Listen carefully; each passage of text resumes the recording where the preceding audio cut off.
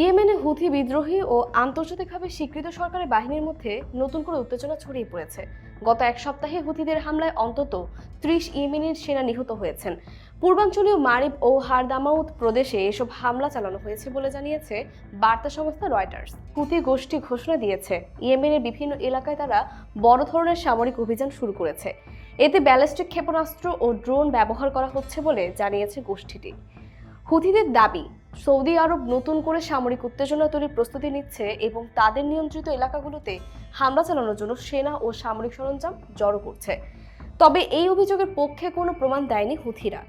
হুথিদের সাম্প্রতিক হামলার অন্যতম লক্ষ্য ছিল মারিব ও হারদামাউত।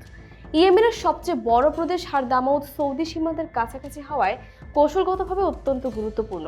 দীর্ঘদিন ধরে অঞ্চলটি ইয়েমেনের বিভিন্ন পক্ষের মধ্যে প্রভাব বিস্তারের প্রতিযোগিতার কেন্দ্র।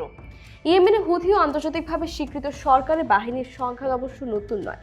২০১৪ সালে হুথিরা রাজধানী সানা দখল করার পর দেশটির রাজনৈতিক সংকট দ্রুত গৃহযুদ্ধে রূপ নেয়।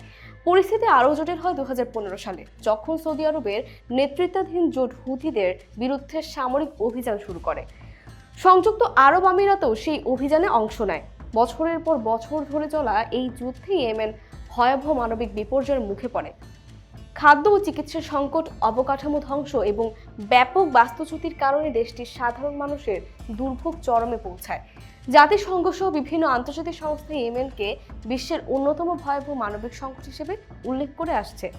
২০২২ সালে হুথি ও সৌদি নেতৃত্বাধীন জোটের মধ্যে যুদ্ধবিরতি কার্যকর হওয়ার পর বড় ধরনের সামরিক সংঘাত অনেকটাই কমে আসে, তবে সেটা স্থায়ী শান্তি চুক্তিতে পরিণত হয়নি।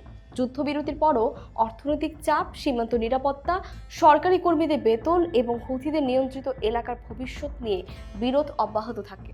এর মধ্যে হুথিদের সঙ্গে ইরানের ঘনিষ্ঠ সম্পর্ক ইয়েমেনের সংঘাতকে আরও জটিল করে তুলেছে। হুথিরা ইরান থেকে অস্ত্র ও সামরিক সহায়তা পায় বলে দীর্ঘদিন ধরে অভিযোগ রয়েছে।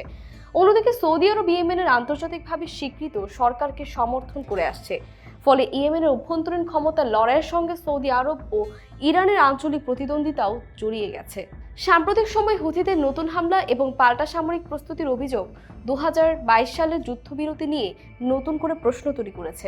সংঘাত আবার বড় আকার ধারণ করলে এর প্রভাব শুধু ইয়েমেনে সীমাবদ্ধ থাকবে না। সৌদি সীমান্ত, লোহিত সাগরের নিরাপত্তা এবং পুরো মধ্যপ্রাচ্যের আঞ্চলিক উত্তেজনাতেও এর প্রভাব পড়তে পারে।